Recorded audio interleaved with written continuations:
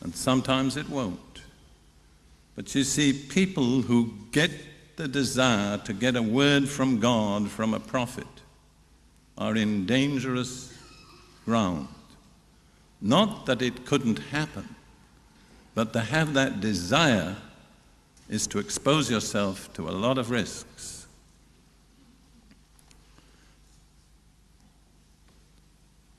I want to give you now just a list of some people who are candidates for deception.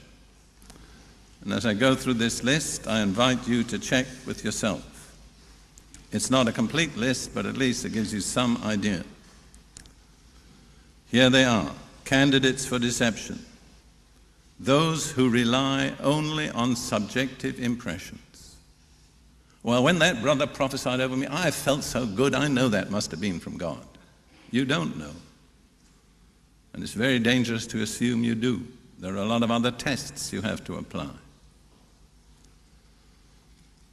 Second lot, those who look only to human leaders. If a certain man says it, they believe it. That's very dangerous. There are no infallible human leaders, and I'm not one. I don't want people believing it because I say it. I think those of you that know me, I'm always careful to direct people to Scripture and not to my subjective impressions. Third category, those who accept supernatural signs as a guarantee of truth. Jesus himself said that false prophets will arise and show great signs and wonders, but they're false prophets. So the mere fact that something supernatural takes place is not by itself a sufficient guarantee that the person who produces it is a true prophet. The next category are those who through personal ambitions are susceptible to flattery. Because you know what I said about flattery? The one who flatters his neighbor with his mouth spreads a net for his feet. Not being preachers, most of you, you don't know how preachers like to be appreciated. And that's reasonable, that's perfectly fair.